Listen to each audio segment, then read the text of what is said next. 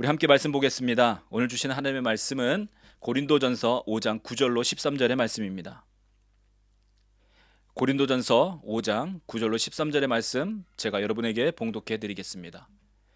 내가 너희에게 쓴 편지에 음행하는 자들을 사귀지 말라 하였거니와 이 말은 이 세상에 음행하는 자들이나 탐하는 자들이나 속여 빼앗는 자들이나 우상 숭배하는 자들을 도무지 사귀지 말라 하는 것이 아니니 만일 그리하려면 너희가 세상 밖으로 나가야 할 것이라.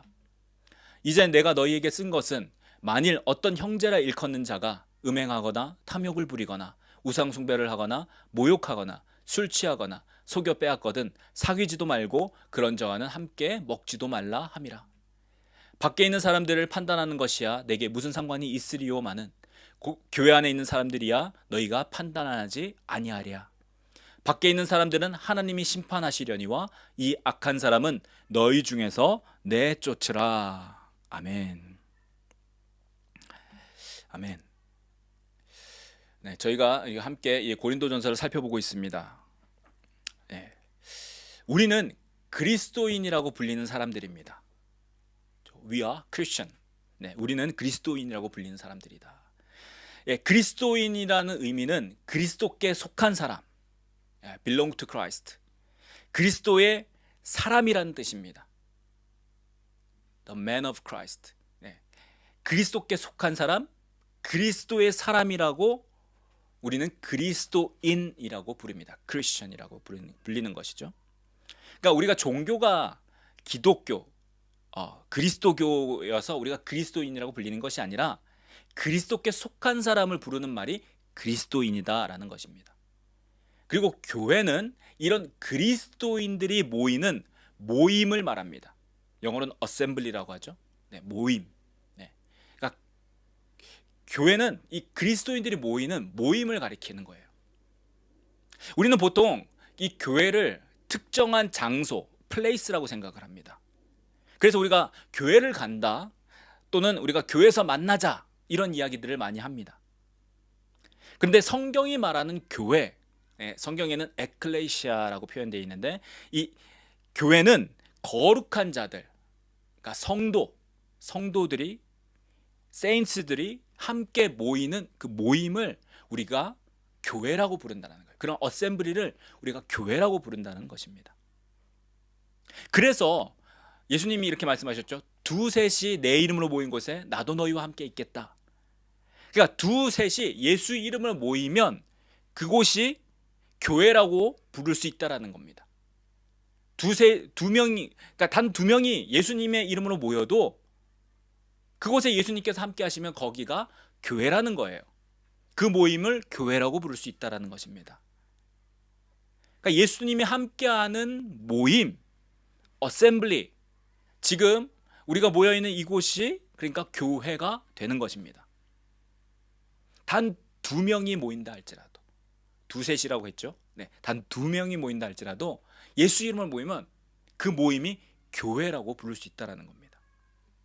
그러니까 어떤 십자가가 달려져 있고, 그렇죠? 강대상이 앞에 있고 그곳에서 목사님이나 혹은 성가대나 찬양팀이 이렇게 있는 그 어떤 장소, 거기가 교회가 아니라 예수 이름으로 모인 그리스도인들이 예수 이름으로 모인다면 그 모임을 교회라고 부를 수 있다는 것입니다. 자, 그리고 성도들, 우리가 세인트라고 부르는 이 성도들은 이 그리스도를 통하여 구별되어져서 그리스도께 속한 사람입니다. 자, 무엇으로부터 구별된 것을 말할까요? distinguish. 무엇으로부터 구별된 것을 말할까요? 바로 세상입니다. 저 바깥에 또 worldly, 세상입니다. 따라서 그리스도인과 교회는 그렇지 않은 세상 사람들과는 전혀 다른 특징을 가져야 합니다. 그러니까 달라야 한다라는 거예요. 세상에 있는 사람들하고 그리스도께 속한 그리스도인들을 두고 봤을 때 반드시 달라야 한다라는 겁니다. 그것을 구별된다라고 성경은 표현하고 있어요. 그리고 이것을 우리가 지난주에 살펴본 고린도전서 5장에서는 바울이 누룩 없는 자라고 표현하고 있고 이것을 거룩이라고 부른다라고 제가 말씀드렸습니다. 자, 거룩은 구별되는 것. 전혀 다른 것, 전혀 다른 특징을 가지고 있는 것을 의미한다라는 거죠. 자, 성경을 보면 이 거룩은 하나님의 속성입니다. 하나님이 거룩하시다라고 하셨죠. 그러니까 하나님께서 거룩하시다라고 말씀하시고, 그러니까 나에게 속한 너희도 그러므로 거룩해야 된다라고 말씀하셨습니다. 그러니까 하나님이 거룩하시니까 우리도 거룩해야 하는 똑같은 속성을 가져야 한다라는 말입니다. 자, 그러므로 교회는 세상과는 달리 구별되어져서 그리스도께 속하여 구별된 거룩한 자들, 거룩한 그리스도인들이 모인 모임이라는 것이에요. 다시 말씀드립니다. 교회는 세상과는 전혀 다른 구별되어져서 그리스도께 속한 거룩한 그리스도인들의 모임이다라는 것입니다. 우리가 이렇게 정의, definition을 잘 알아야 돼요. 이것이 헷갈리기 시작하면 그게 그런 것 같고 이것도 아닌 것 같고 구별짓지 못하고 우리가 살아간다는 겁니다. 그러니까 교회가 무엇인지, 그리스도인이 무엇인지 우리가 이것을 잘 알아야 된다는 겁니다. 거룩은 또 무엇인지 우리가 잘 분별해야 된다는 것이에요. 자, 그런데 저희가 지금 살펴보고 있는 이 고린도전서에 나타난 고린도 교회는 거룩하지 못했습니다. 그러니까 구별되지 못했다라는 거예요. 아니, 이 구별되기는커녕 오히려 섞여버렸습니다. 그러니까 섞여버렸다는 거예요. 죄를 그냥 보고도 그냥 놔뒀다라는 겁니다. 그래서 바울은 우리가 지금 읽어보면 고린도 교회를 그렇게 야단치고 있는 거예요. 어찌하여 그 일을 행하는 자를 너희 중에서 쫓아내지 아니하였느냐, 이렇게 강하게 말하고 있다는 겁니다. 쫓아내지 않았냐, 왜 분리시키지 않았느냐 라고 말씀하고 있다는 거예요. 바울은 이렇게 죄를 경계하고 그 죄를 짓고 있는 사람을 주위에서 분리해야 한다라고 말씀합니다. 갈라놓아야 한다라는 거예요.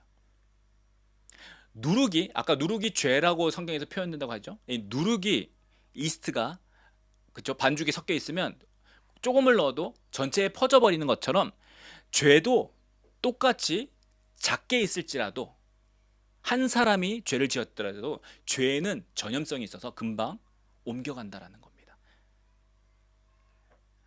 죄가 죄로 여겨지지 않는다라는 거예요. 처음에는 죄가 엄청나게 커 보이지만 그것이 많은 사람들이 그러고 있으면 그것이 괜찮아 보인다라는 거예요. 사람은 그렇게 되어 있습니다. 죄가 나중에는 죄로 여겨지지 않는다라는 거예요. 왜요? 다 똑같이 하니까. 그것이 노멀이 되니까. 저희가 코로나 시대 때 뉴 노멀 이런 단어를 많이 배웠습니다. 새로운 보통이라는 거예요. 새로운 질서 이렇게 해서 뉴 노멀이라는 단어를 썼습니다. 그래서 마스크 쓰는 게 노멀이 되고, 그렇죠? 격리되어져서 다른 사람하고 같이 안 있는 게 노멀이 되었. 그게 보통이라는 거예요. 근데 말을 그렇게 지어서 그렇지요, 여러분. 뉴 노멀이라는 거는 잘못된 거예요. 노멀이 아니다라는 얘기입니다. 지금까지 노멀이 아니었는데 그것이 새롭게 노멀이 됐다. 무슨 의미입니까? 다 그렇게 살고 있으니까 그것이 괜찮은 것처럼 보인다라는 거예요. 코로나 이전에는 마스크 쓴 사람이 아무도 없었는데 마스크 쓴 사람은 그냥 감기 걸린 사람이구나, 감기 걸린 사람이구나 이렇게 생각을 했는데 다 마스크를 쓰니까 마스크 쓰는 게 괜찮아진 거예요. 보통처럼 보이는 거예요. 근데 그것이 옳은 것인가요? 그것이 노멀인가요? 우리가 말로서는 뉴 노멀이라고 하지만 뉴 노멀은 어떻게 하면 노멀이 아닌 것이죠. 죄도 그럴 가능성이 많다라는 겁니다. 처음에 죄가 들어오면 죄가 죄로 보여요. 그래서 모든 사람이 죄를 경계합니다. 근데 죄가 많은 사람들이 똑같이 그 죄를 가지고 있다면 죄를 죄라고 부르는 것이 오히려 잘못된 것처럼 여겨진다라는 거예요. 죄를 가지고 있는 게 말 그대로 뉴 노멀이 돼버릴 수 있다라는 것이죠. 바울이 경계하는 이유가 거기에 있다라는 겁니다. 죄가 옮겨져서 이제는 죄가 모든 사람들이 그 죄를 가지고 있으니까 죄가 죄로 여겨지지 않을까 봐, 죄에 대해서 사람들이 무뎌질까 봐 그 사람을 내어 쫓으라 라고 이렇게 강력하게 이야기한 것입니다. 자, 그런데 오늘 말씀을 보면 바울은 이미 그러한 사람과는 사귀지도 말라라고 한 것 같습니다. 자, 9절 말씀 볼까요? 자, 9절입니다. 내가 너에게 쓴 편지에 음행하는 자들을 사귀지 말라 하였거니와. 네. 자, 고린도전서 전에 제가 처음에 이 고린도전서에 대해서 말씀하면서 이제 고린도전서 전에 바울이 쓴 편지가 있었던 것 같다라고 말씀드렸죠. 이 고린도 교회의 문제에 대해서 편지를 썼던 것 같습니다. 아마 여러 가지 이유로 바울이 이렇게 바쁘게 돌아다니고 그 다음에 여러 가지 사역들을 하느라 뭐 이렇게 고린도전서처럼 이렇게 길게 쓰지는 못하고 아주 간단하게 핵심만 적어서 보냈던 것 같아요. 그 문제를 어떻게 해결해야 되는지 그냥 간단하게 너희는 이렇게 하라, 이렇게 하라, 이렇게 하라 써서 보냈던 것 같습니다. 그 중에 하나가 이 음행하는 자들을 사귀지 말라라는 내용이 있었던 거예요. 자, 그런데 이것을 이렇게 간단하게 써보냈는데 고린도 교회 사람들은 이 말을 듣고 그러면 우리가 어떻게 살아야 되지? 고민했던 것 같습니다. 더 나아가서 그런 사람들과 아예 만나지도 말라라고 바울이 이야기하는 거구나 라고 생각했던 거예요. 자, 근데 문제는 그러고는 도저히 살 수 없는 것입니다. 당장 밖에 나가서 다른 사람들과 함께 일하고 같이 대화하고 어떤 것들을 진행하려고 하면 그런 사람들이 대부분이었다라는 거예요. 음행하는 사람들이 대부분이었다라는 겁니다. 그게 당연한 곳이 고린도 지역이었어요. 처음에 이 고린도 교회에 대해서 또 고린도전서를 시작하면서 고린도 지방을 제가 설명드렸습니다. 이 고린도 지역에 있는 이 언덕 산 위에는 아주 큰 이 비너스 신전이 있었다고 해요. 사랑의 여신이라고 불리는 비너스. 뭐 다른 말로는 아프로디테라고도 불립니다. 이 사랑의 여신인 신전이 언덕 위에 있었다고 해요. 그리고 그 신전에는 1000명이 넘는 여자 사제들이 있었습니다. 그런데 이 여자 사제들이 사랑의 여신인 비너스를 섬기는 방법 중에 하나가 남자들과 관계를 갖는 거예요. 그래서 밤마다 내려와서 고린도 사람들과 성적인 관계를 맺었습니다. 이것이 사랑의 여신을 섬기는 그들만의 방법이었다라는 거예요. 그러니까 도시 전체가 그런 분위기다 보니까 그것이 당연하게 여겨지니까 바울이 쓴 음행하는 자들을 사귀지 말라 한 것을 지키기가 너무나도 어려운 겁니다. 왜요? 나가서 함께 일하는 사람이 예를 들어서 장사를 한다고 해요. 내가 장사하는데 물건을 파는데 사려고 오는 사람이 이 장사하는데 물건을 가지고 오는 어떤 나하고 거래하는 사람이 그런 사람들이라는 거죠. 이런 사람들을 피해서는 아무것도 할 수 없다라는 것을 고린도 사람들이 깨달았던 겁니다. 그러니까 그 안에서 바울 말을 지키자 혹은 지키지 말자, 그렇게 어떻게 살 수 있느냐, 여러 가지 논쟁이 생겼던 거예요. 그러다가 어떻게 보면 이 바울이 음행하는 자들을 사귀지 말라라고 한 것을 그냥 슬로건처럼 그렇게 살지만 우리는 그렇게 살 수 없어라고 나름대로 자신을 설득하고 그렇게 내버려 두었던 상태 가운데 있었던 것 같아요. 그러니까 지금 고린도전서 5장에 나타나는 그런 문제들, 교회 안에 그런 음행을 저지르는 사람들이 있음에도 불구하고 그것을 타치하지 않고 내버려 두었던 것 같습니다. 자, 바울은 그때 썼던 그 편지의 의미에 대해서 오늘 본문에서 말씀하고 있는 거예요. 내가 그때 이렇게 이야기한 것은 이것을 말하는 것이다 라고 이야기하고 있는 것입니다. 그러니까 바울이 말한 음행하는 자들을 사귀지 말라라고 써보냈던 그 편지의 뜻에 대해서 말씀하고 있다는 것이죠. 10절과 11절을 보겠습니다. 이 말은 이 세상에 음행하는 자들이나 탐하는 자들이나 속여 빼앗는 자들이나 우상 숭배하는 자들을 도무지 사귀지 말라 하는 것이 아니니 만일 그리하려면 너희가 세상 밖으로 나가야 할 것이라. 이제 내가 너희에게 쓴 것은 만일 어떤 형제라 일컫는 자가 음행하거나 탐욕을 부리거나 우상 숭배를 하거나 모욕하거나 술 취하거나 속여 빼앗거든 사귀지도 말고 그런 자와는 함께 먹지도 말라 함이라. 자, 바울이 말하고 있어요.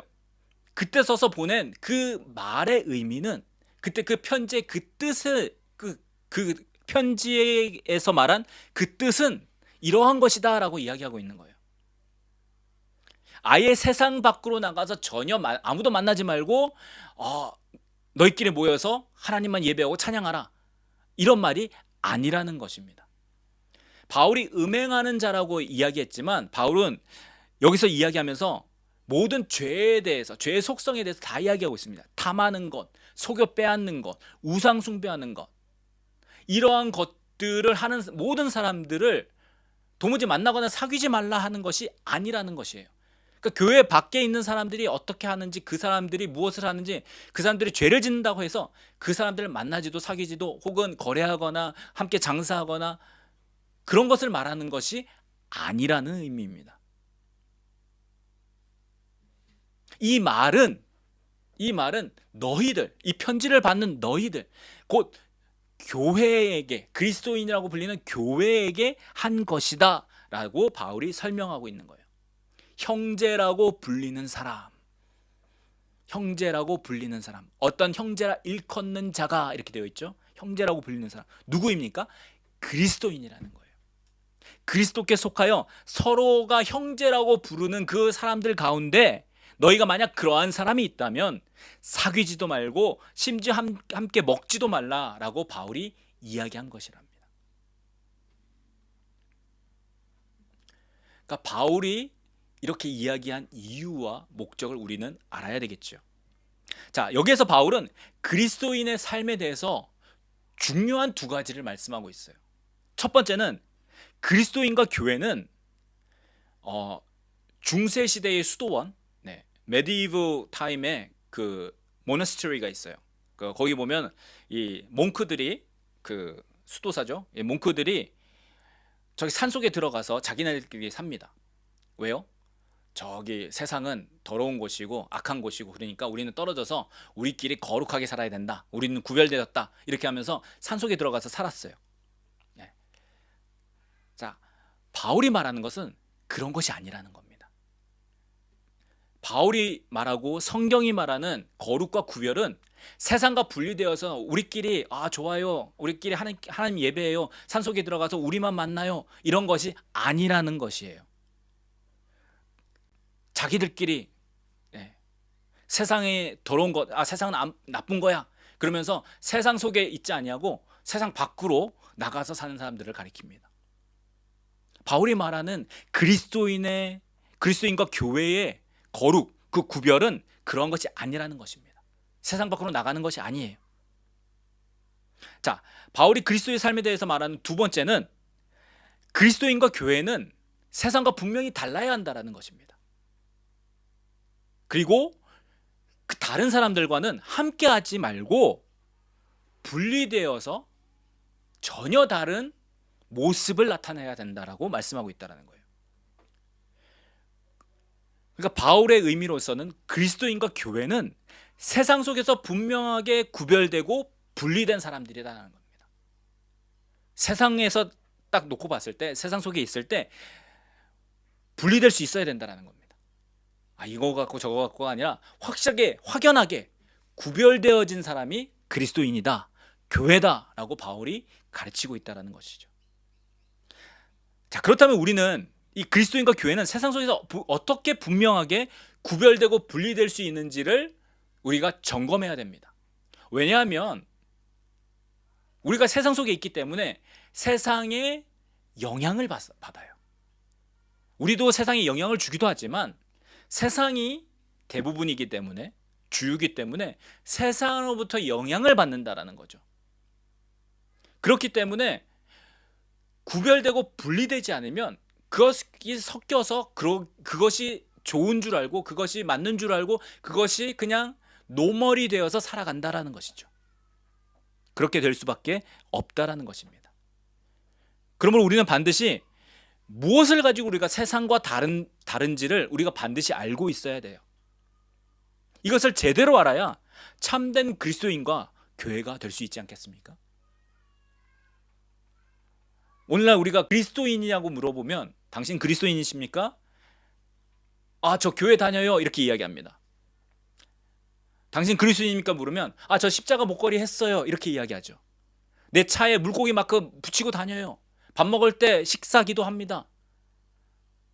당신이 그리스도인이냐고 물었는데 그런 어떤 한 행동에 대해서 이야기하고 있다는 거죠. 어떤 겉으로 보이는 마크나 아니면 내가 어떤 하는 행동이나 어떤 가는 장소에 대해서 이야기하고 있어요. 자, 그런데 과연 성경이 말하는 참된 그리스도인이라는 것이 그러한 것들로부터 나오는 것인가를 우리가 알아야 된다는 것입니다. 또 오늘날 교회는 교회에 대해서 이야기할 때 교회의 사회적인 책임에 대해서 이야기합니다. Social responsibility. 사회적으로 책임이 있다라는 겁니다. 교회가 사회적으로 소셜리 목소리를 내어야 된다라고 얘기해요. 그래서 잘못된 걸 보면 그것을 잘못된 것을 바로잡아야 되는 책임이 있다라고 이야기합니다. 그래서 교회가 예수님의 복음을 가지고 사회를 바꾸고, 그렇죠? 사회를 개혁해야 된다라고 이야기하시는 분들이 있어요. 그럴듯합니다. 되게 그럴듯하고 우리가 그렇게 살아야 되지 이렇게 생각을 합니다. 이렇게 말씀하신 분들을 우리가 보통 이제 공공신학이라고 얘기하는데 퍼블릭 theology라고 얘기합니다. 퍼블릭이 들어가죠. 그러니까 우리가 함께 퍼블릭하게 모두가 공공으로 우리가 함께하는 사람들이다. 그러니까 사회적인 책임에 대해서 교회가 져야 된다라고 이야기합니다. 그래서 요즘 많이 나오는 얘기가 선한 영향력. 요즘에 세상에서도 이거 쓰더라고요. 선한 영향력을 끼쳐야 된다. 저스티스, 이 저스티스를 실현해야 된다. 정의를 우리가 실현하고 구현해야 된다. 이렇게 얘기합니다. 교회가 세상 속에서 그런 역할을 많이 해야 된다라고 가르치고 그런 이야기들을 해요. 근데 문제가 있습니다. 문제가 있어요. 이것을 이야기하는데 어느 순간부터 기독교, 그리스도교가 가지고 있는 이 에센스, 중심에 대해서는 이야기하고 있지 않다라는 거죠. 오늘 또 가장 많이 들리는 이야기가 무엇입니까? 우리가 함께 가는 사회로서 서로 포용하고 인정해야 된다고 말합니다. 그러니까 서로 감싸줘야 된다는 거예요. 상대방을 인정해주면 너도 인정받을 거라는 거죠. 그리스도인들, 교회가 세상을 인정해주고 포용하면 세상도 그리스도인들, 교회를 인정해 줄 거라고 말하기도 합니다. 좋은 이야기 같습니다. 자, 그리고 이것이 발전해서 종교 간에 서로 대화를 하자고 해요. 그러니까 불교와 기독교가, 또 이슬람과 기독교가, 다른 종교와 기독교가 함께 대화를 해서 잘 풀어보자라고 이야기합니다. 서로 좋은 게 좋은 것이고, 그리고 종교라는 게 선한 것, 그쵸? 착한 것이죠. 선한 것을 바라보고 선하게 살자, 뭐 이런 것들을 다 바라보고 나아가고 있으니까 서로 인정해주고 우리 함께 잘 이루어보자라고 말합니다. 세상이요? 네, 세상도 그런 얘기 하는데 요즘 목사님들도 이런 얘기 합니다. 산에 올라가는 길이 하나만 있는 것이 아닌 것처럼 모든 종교가 다 같이 그냥 산에 올라가는 거는, 그러니까 선이라는 가장 최고를 궁극적으로 추구하니까 올라가다 보면 만날 거라는 거예요. 여러분, 그런데 과연 그러합니까? 이러한 것들이 우리의 귀에 아주 좋게 들려요. 자, 포용, 인정, 선을 추구, 그렇죠? 서로 사랑하라는 것을 여기에 갖다 붙여서 자, 이렇게 이야기합니다. 우리 귀에 아주 좋게 들립니다.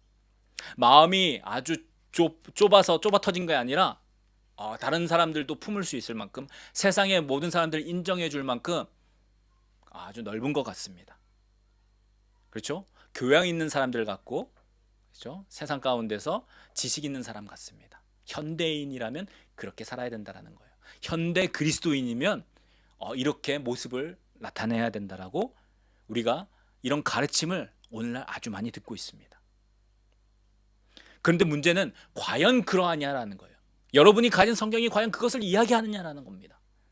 우리가 믿는 하나님께서 그렇게 말씀하셨느냐라는 게 가장 중요한 것이에요. 여러분, 물론 우리가 교회가, 그리스도인은 세상에 대해서 선한 영향력을 끼쳐야 됩니다. 근데 이 선한 것이 세상이 말하는 선과 우리가 말하는 선이 다르다라는 데 있어요. 물론 교회가 세상에 대해서 정의를 이야기할 수 있어야 됩니다. 근데 문제는 세상이 말하는 정의와 우리가 성경에서 말하는, 그리스도인들이 말해야 되는 정의가 다르다라는 데 있다라는 겁니다. 같은 단어인데 다르게 쓰고 있다라는 것이에요.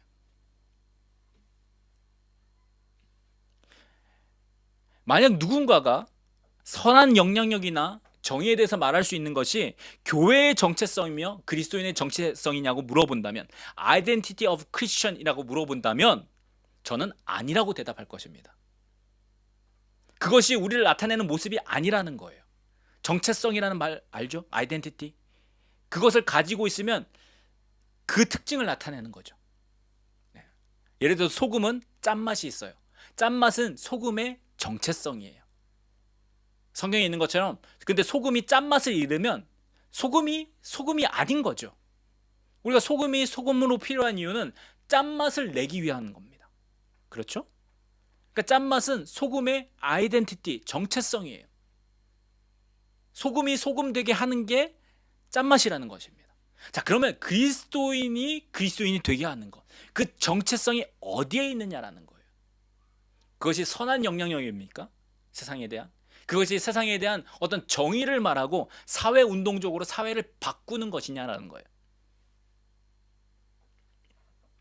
여러분, 그리스도인이 선행, 착한 일을 하는 건 맞습니다. 하지만 착한 일이 그리스도인이 되기는 못합니다. 그리스도인이 정의를 말하는 것이 맞습니다. 근데 정의를 행한다고 그 사람이 그리스도인이 되지는 않는다라는 거예요.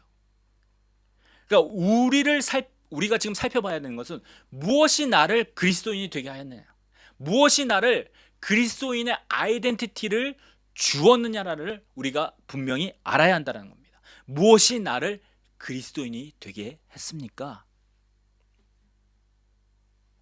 여러분, 이 질문에 대답하실 수가 있어야 그리스도인인 거예요. 잘 모르겠는데요. 그냥 나 태어나자 보니까 우리 엄마 아빠 믿고 있으니까 그리스도인 된 것 같아요. 그러면 안 된다는 거예요. 내가 그리스도인인지, 그리스도인인 이유와 그 목적과 그 그리스도인의 정체성이 무엇인지 알고 있어야 된다는 것입니다. 자, 그리스도인의 정체성, 아이덴티티는 어디서부터 나왔냐? 그리스도께서 바로 나의 죄를 위하여 죽으시고 부활하신 것을 믿음으로 그리스도의 사람이 된 것이 나의 그리스도인의 정체성이라는 거예요. 다시 말씀드립니다. 그리스도께서 나의 죄 때문에 죽으시고 부활하셔서 내가 그분을 믿음으로 내가 그분께 속한 그리스도인이 되었다라는 거예요. 다른 말로 하면 이 그리스도인이 되는 것의 중심에는 내가 어떤 것을 한 것에 있지 아니하고 그리스도께서 행한 것을 내가 믿는 것, 그러니까 그리스도께 중심이 있다라는 것을 의미한다라는 것입니다. 그러니까 나의 초점이 맞추지 아니고 그리스도 중심이 되어야 한다라는 거예요. 내가 그리스도께 붙어 있는가? 그리스도의 성품과 행동이 내 안에서 나타나는가? 그리스도가 정말 나의 주인이고 왕이신가? 라는 것을 말한다라는 것입니다. 다른 주인을 섬기는 것이 아니라, 다른 왕을 섬기는 것이 아니라 그리스도인은 그리스도께 속한 사람으로서 그리스도를 주인으로, 그리스도를 왕으로 섬기는 사람들이다라는 것이죠. 그리고 그분을 사랑함으로 그분이 기뻐하는 일을 하고 있느냐, 이것이 그리스도인의 정체성이라는 것입니다. 이러한 것들에 달려있다라는 거예요. 여러분, 우리가 그리스도인이 되는 것, 그리고 그리스도인이 무엇을 의미하는 것을 우리가 분명하게 알아야 한다는 겁니다.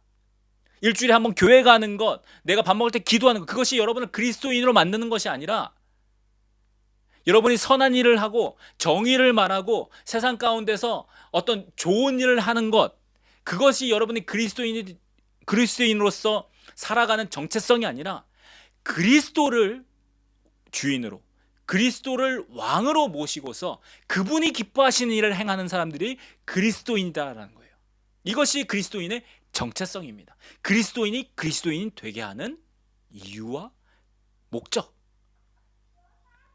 여기에 있다라는 거예요. 이것이 바뀌어버리면 배가 산으로 가듯이 이상한 데 갈 수밖에 없다라는 것입니다. 그래서 그리스도인은 이제는 자신을 위해서 사는 사람들이 아니라 그리스도를 위해서 사는 사람, 그 사람들이 그리스도인이다라는 거예요. 그래서 바울은 갈라디아에서 이렇게 고백을 했던 것입니다. 갈라디아서 2장 20절입니다. 내가 그리스도와 함께 십자가에 못 박혔나니 그런즉 이제는 내가 사는 것이 아니요 오직 내 안에 그리스도께서 사시는 것이라.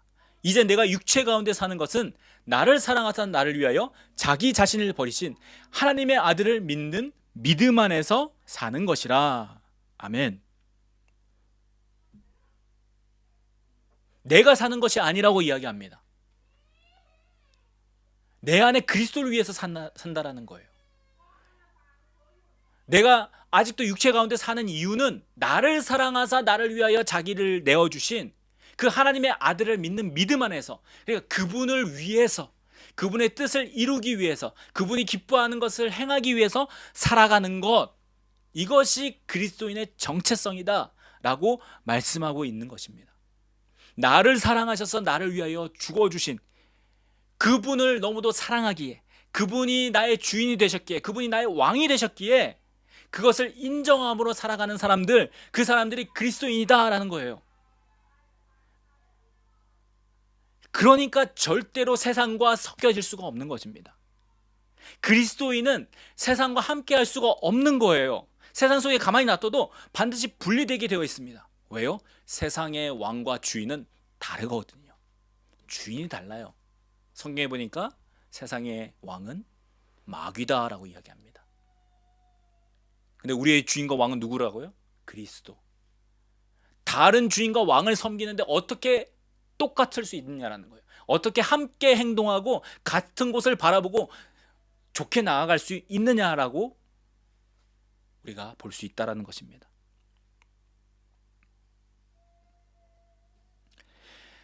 그러므로 세상 속에서 그리스도인은 그리스도를 주인과 왕으로 모시고 그분만이 주인과 왕이심을 나타내는 사람들이다라는 거예요. 그분만이, 그리스도만이 나의 주인이시오 나의 왕이시라는 것을 고백하고 드러내는 사람들이 누구다? 그리스도인이다 라는 것입니다. 그분이 선하시기에 그래서 우리는 선한 행동을 하는 것이고, 그분이 정의로우시기에 우리가 정의롭게 행동하는 겁니다. 그분이 또 긍휼하시기에 우리가 불쌍한 사람들을 구제하고 도와주는 것이죠. 이것이 앞뒤가 뒤바뀌면 안 됩니다.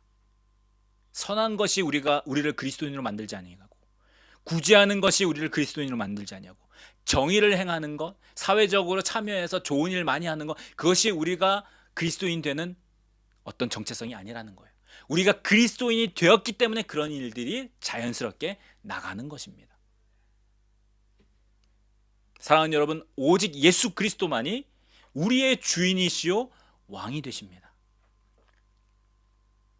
우리의 고백은 예수 그리스도만이 나의 왕이요 나의 주인이라고 고백하는 것에 있다라는 것이에요. 그리고 우리가 세상 속에서도 우리가 나타내고 전해야 하는 것이 바로 이것입니다. 우리의 주인에 대해서, 우리의 왕에 대해서 선포하고 전해줘야 된다는 거예요. 내가 너를 인정해 줄게, 너도 나를 인정해 줘, 이게 아니라는 겁니다. 성경에 어느 단 한 구절도 그런 말이 없어요. 오히려 너는 세상에 대해서 선포하라고 말하고, 너희는 세상과 너희는 분리되라고 말씀하고 있습니다. 세상에서 너희는 핍박을 받을 거라고, 박해를 받을 거라고 이야기합니다. persecution. 친해지려고 하지 말라라고 오히려 성경은 말씀하고 있어요. 아니, 친해질 수가 없다라고 이야기합니다. 물과 기름이 섞이지 않는 것처럼. 여러분, 물에다가 기름을 타면요, 아무리 흔들어도 기름은 기름이고 물은 물이에요. 섞이지 않습니다. 그것처럼 절대 섞일 수 없는 부류가 그리스도인과 세상입니다.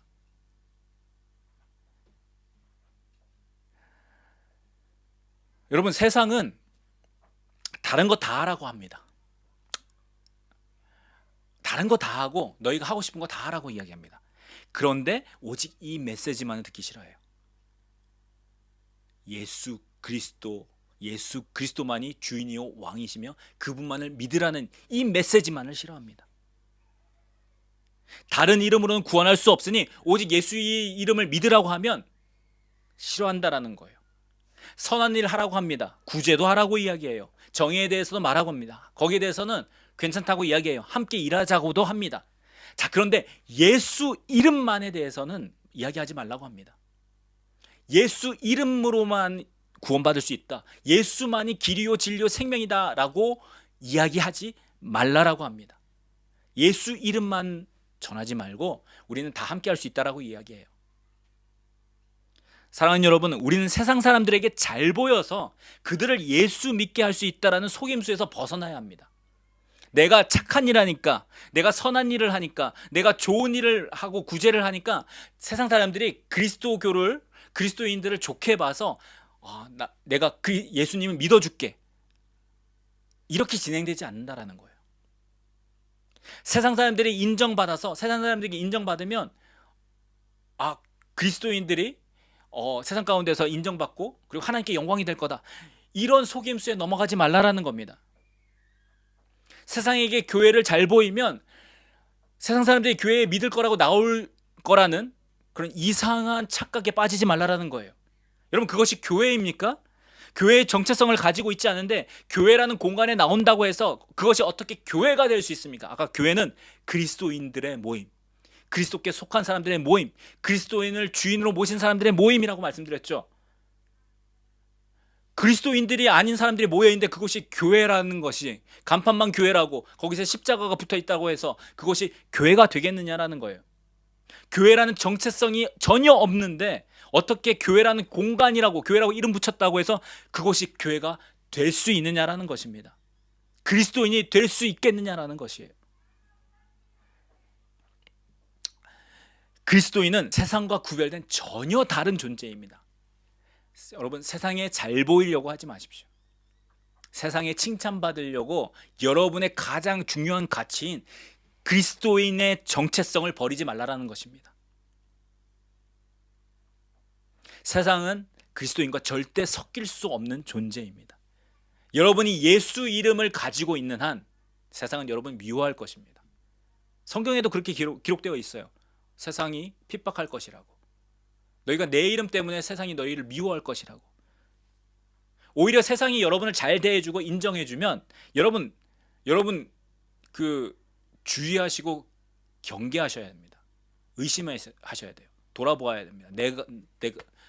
나의 가운데 뭔가 잘못된 것이 없는지, 내가 정말 오직 예수님만을 잘 믿고 있는지, 그분만을 왕으로 주인으로 잘 섬기고 있는지 돌아봐야 합니다. 세상이 여러분을 칭찬한다면요, 세상이 여러분을 따른다면요, 여러분이 그리스도 예수만을 믿고 그분만을 왕으로 주인으로 모시고 살아간다면 세상은 반드시 여러분을 미워할 것입니다. 싫어할 것입니다. 그러니까 세상의 손가락질을 받는다고 잘못된 게 아니라는 거예요. 물론 세상에서도 인정하지 않는 잘못된 것, 교회가 요즘에 행해서 손가락질 받고 있지는 하지만 교회가 세상의 손가락질 받는 것이 전혀 잘못된 것은 아니라는 것입니다. 우리가 예수님을 온전하게 믿으면 세상은 반드시 우리를 미워하게 되어 있어요. 그래, 세상의 기준이 아니라 여러분이 가지고 있는 성경이 말씀하는 그 기준을 가지고 내 안에 그리스도인의 정체성이 있는가 우리는 살펴보아야 하는 겁니다. 그리스도인이 되게 하는 그 정체성, 아이덴티티, 소금의 그 짠맛이 나에게 있는지 우리가 돌아보아야 한다는 거예요. 그리스도만이 여러분의 주인이십니까? 여러분 고백하십시오. 예수 그리스도만을 여러분 왕으로 섬기십니까? 그러면 그 주인과 왕 되신 예수 그리스도만을 사랑하셔야 합니다. 사랑하십니까? 그분만이 여러분의 최우선순위, 가장 first priority가 되십니까? 그렇기 때문에 우리는 구별되어야 한다는 거예요. 거룩해야 된다는 겁니다. 왜요?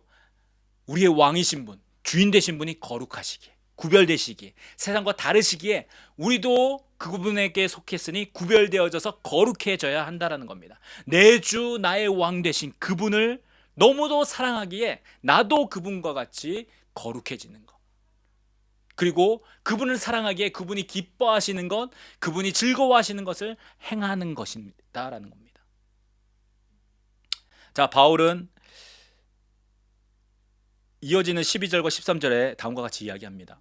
밖에 있는 사람들을 판단하는 것이야 내게 무슨 상관이 있으리요마는 교회 안에 있는 사람들이야 너희가 판단하지 아니하랴. 밖에 있는 사람들은 하나님이 심판하시려니와 이 악한 사람은 너희 중에서 내쫓으라. 여러분, 내쫓으라고 이야기하니까 되게 자비도 없어 보이고 되게 뭐라고 하죠? 사랑도 없어 보이는 것 같습니다. 근데 바울이 여기서 이 말하는 이유에 대해서 여러분 제가 앞에 설명드린 것과 비교해서 한번 보십시오. 주인과 왕에게 속하지 않은 사람, 주인의 명령을 듣지 아니고 왕의 명령, 왕의 아이덴티티, 주인의 아이덴티티를 가지고 있지 않은 사람을 용납하지 말라라는 것입니다. 교회라는 울타리 안에서 그러한 것들이 퍼지지 않도록 분리하라고 말씀하고 있는 것입니다. 그리스도인의 정체성에 대해서 여러분 그러므로 확실하게 아셔야 합니다. 그리스도인의 정체성은 그리스도를 주인과 왕으로 모시는 사람이며 그분만을 섬기는 사람들입니다. 그분만을 섬기는 사람들, 그분만을 사랑하는 사람들입니다. 이 한국말은 이 조사, 은는 이가가 상당히 중요해요. 이거에 따라 말의 의미가 완전히 바뀌거든요. 그분도 사랑하는 것이 아닙니다. 하나님만을 사랑하는 것입니다. 남편이 아내도 사랑하면 큰일 납니다. 남편이 자신의 아내만을 사랑해야 되는 거예요. 하나님은 우리가 하나님만을 사랑하도록 부르셨습니다. 다른 것도 아니고요. 다른 신이 아니라, 다른 어떤 무엇도 아니라 하나님만을 사랑하고 하나님만을 따르고 하나님의 그 말씀만을 따르도록 불러주셨다라는 거예요. 그리고 그것을 따르는 것이 그리스도인의 정체성, 아이덴티티다라고 말씀해주고 있는 것입니다. 사랑하는 여러분, 여러분 안에 그리스도인의 정체성이 있으십니까? 여러분이 그리스도인이 되게 하는 그 그리스도인이 여러분으로 그리스도인이 되게 만든 그 정체성이 여러분 가운데 있느냐라는 거예요. 여러분 점검하십시오. 살펴보십시오. 세상과 섞이려고 하는 것이 아니라, 세상에 잘 보이려고 하는 것이나, 세상 속에 있지만 그리스도인의 정체성으로서 내가 그리스도인으로 발견되어야 합니다. 예수님께서 다시 오셔서 찾으시는 사람들이 바로 그런 사람들입니다. 세상 가운데서 분리될 수 있는 사람. 여러분, 알곡과 가라지의 비유를 아시죠? 가라지와 알곡은 다릅니다. 알곡과 가라지는 분명히 달라요. 다른 정체성을 가지고 있어요. 함께 섞여 있지만 이렇게 털면은 완전히 분리가 됩니다. 마지막 때에 그렇게 하실 거라는 거예요. 알곡으로서, 그리스도인으로서 구별되어져서, 분리되어져서 하나님께 나아가는 사람들이 있는 반면에, 가라지로서 분리되어서 영원한 불못에 들어가는 사람들이 있다라는 것입니다.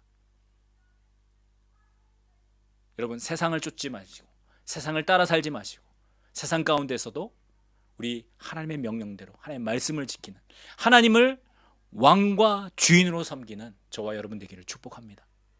그것이 우리의 정체성입니다. 여러분, 그 정체성을 가지고 끝까지 우리의 믿음을 지키며 살아가기를 원합니다. 그런 그리스도인의 정체성을 가진 우리 복된 주의 백성들 되기를 축복합니다. 이 시간 함께 기도하겠습니다.